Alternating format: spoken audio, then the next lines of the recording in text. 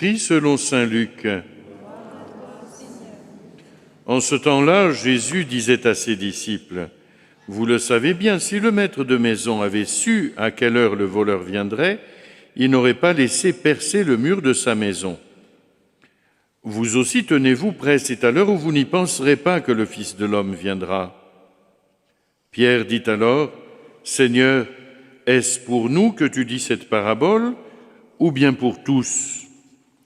Le Seigneur répondit, « Que dire de l'intendant fidèle et sensé à qui le maître confiera la charge de son personnel pour distribuer en temps voulu la ration de nourriture? Heureux ce serviteur, car que son maître en arrivant trouvera en train d'agir ainsi. Vraiment, je vous le déclare, il l'établira sur tous ses biens. Mais si le serviteur se dit en lui-même, mon maître tarde à venir, et s'il se met à frapper les serviteurs et les servantes, à manger, à boire et à s'enivrer, alors quand le maître viendra, le jour où son serviteur ne s'y attend pas, et à l'heure qu'il ne connaît pas, il l'écartera et lui fera partager le sort des infidèles. Le serviteur qui, connaissant la volonté de son maître, n'a rien préparé et n'a pas accompli sa volonté, recevra un grand nombre de coups, mais celui qui ne la connaissait pas et qui a mérité des coups pour sa conduite n'en recevra qu'un petit nombre. À qui l'on a beaucoup donné, on demandera beaucoup. À qui l'on a beaucoup confié, on réclamera davantage. » Acclamons la parole de Dieu.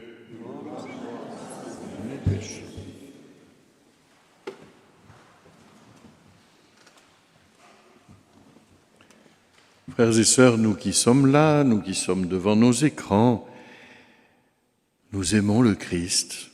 Mais oui, nous l'aimons.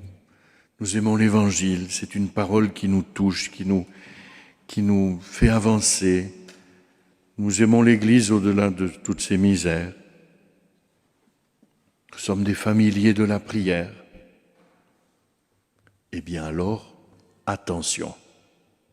Paradoxalement, c'est là qu'il faut commencer à nous méfier de cette proximité des choses de la foi. En effet, nous risquons toujours de confondre la contemplation et l'appropriation. Contempler, c'est accueillir le don de Dieu. Se l'approprier, c'est autre chose. Et nous sommes vite propriétaires des choses de la foi. Nous, on sait comment ça marche. On est de la maison. Le Seigneur nous a tout donné. Par-delà même, il nous a fait confiance pour continuer son œuvre, cette œuvre de salut à travers tous les siècles. C'est la tâche des baptisés, c'est notre mission, nous l'avons reçue. C'est à nous d'annoncer l'Évangile, de poursuivre son œuvre. Mais l'intendant n'est pas le propriétaire. Et nous ramenons souvent toute chose à notre petite mesure à nous.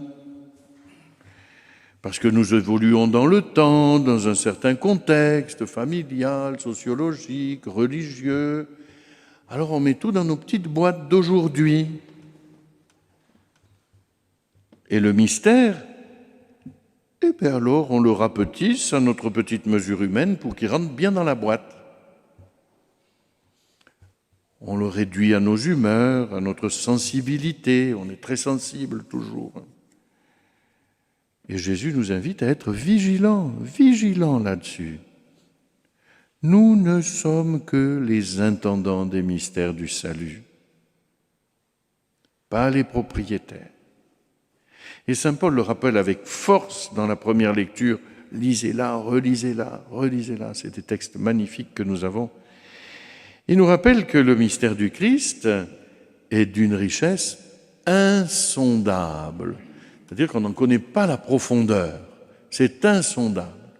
On ne peut pas le mesurer. Alors nous, on est là avec notre comprenette, comme on dit en provençal, mais ça ne rentre pas dans notre comprenette. La comprenette, elle est petite. Voilà. Et le mystère du Christ est insondable. Insondable. Là où nous croyons avoir saisi le périmètre du mystère, fait un peu le tour de la question, eh bien nous découvrons qu'il est toujours plus vaste que ce que nous avions compris, que la vérité est toujours devant, qu'elle est toujours ailleurs, qu'elle nous déborde de toutes parts. Ce mystère est tellement plus grand que ce que nous pouvons en comprendre. Il est aussi vaste que l'univers.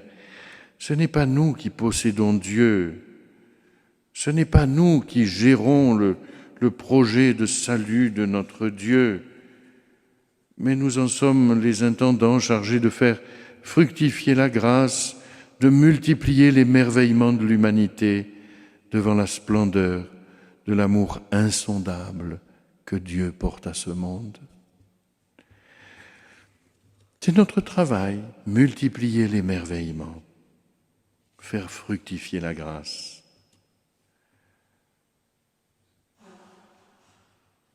Alors ne mettons pas la main sur ce qui nous est confié. Ça n'est pas à nous. Émerveillons-nous déjà d'avoir été choisis. Un jour, une maman me dit, mais mon père, baptisé, pas baptisé, finalement, qu'est-ce que ça change? C'est toujours pareil. Et ça change tout. C'est que baptisé, nous avons une responsabilité. C'est pas qu'on est mieux que les autres, mais c'est que nous sommes intendants. Et ceci fait de nous des personnes plus exposées. Accueillons à chaque instant cet infini de l'amour que le Seigneur nous donne, mais accueillons-le d'un cœur émerveillé, plein de reconnaissance et de joie. Alors seulement commencera notre redoutable et brûlante mission de semer en tout lieu le grain de l'Évangile. Une fois que nous aurons bien rempli notre besace de petites pépites d'émerveillement, semons à main pleine cette graine de l'Évangile pour que lève un monde nouveau où Dieu sera tout en tous. Amen.